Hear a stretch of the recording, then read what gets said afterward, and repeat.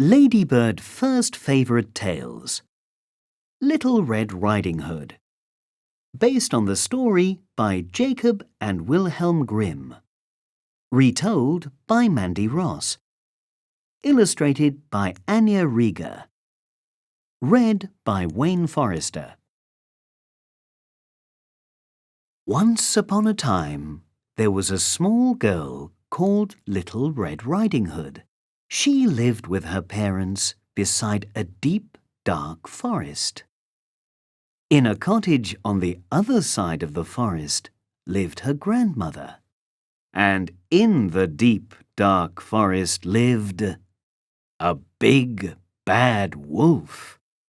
"Grandmother's poorly," said Little Red Riding Hood's mother one day. "Please take her this cake, but don't stop on the way." So Little Red Riding Hood set off through the deep, dark forest. She looked all around. There wasn't a sound. Then who should she meet but the big, bad wolf?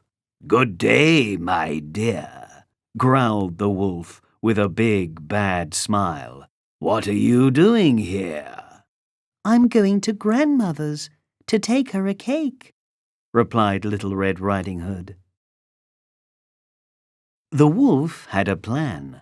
"Wouldn't your grandmother like some of these flowers?" he smiled. "What a good idea," said Little Red Riding Hood, and she stopped to pick a big bunch. Meanwhile, the wolf sped ahead through the deep, dark forest. At last he arrived at Grandmother's cottage. "I'm hungry," thought the big, bad wolf, licking his lips, and he knocked at the door. "Hello, Grandmother," growled the wolf. "It's Little Red Riding Hood." "That sounds more like the big, bad wolf," thought Grandmother, and she crept quickly under the bed. The wolf went in. He looked all around, but there wasn't a sound. Then his tummy rumbled. "No one's here," he grumbled. "Never mind. Little Red Riding Hood will be along soon." Quickly the wolf put on Grandmother's dressing gown and nightcap. Then he hopped into bed and pretended to nap. "Heh, heh, heh," he snarled. "Little Red Riding Hood will never know it's me." Soon Little Red Riding Hood knocked at the door. "Hello, Grandmother," she called. "It's Little Red Riding Hood." "Come in, my dear," growled the wolf. Little Red Riding Hood opened the door. "Oh, Grandmother," she gasped. "What big ears you have!" "All the better to hear you with, my dear," growled the wolf. "And Grandmother, what big eyes you have!"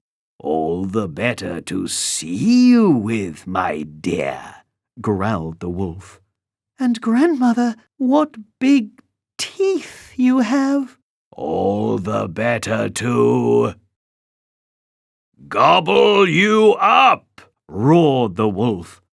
But as he leapt out of bed, Grandmother's nightcap flopped right over his head. "Quick, down here, dear," whispered Grandmother, and she pulled Little Red Riding Hood under the bed. Just then, a woodcutter passed by the cottage. He heard a growling and howling, and he dashed inside. With one swish of his axe, he killed the big, bad wolf. The woodcutter looked all around, but there wasn't a sound. And then out crept Little Red Riding Hood and Grandmother from under the bed. And Little Red Riding Hood said, "Mother was right. I'll never stop again on my way through the forest."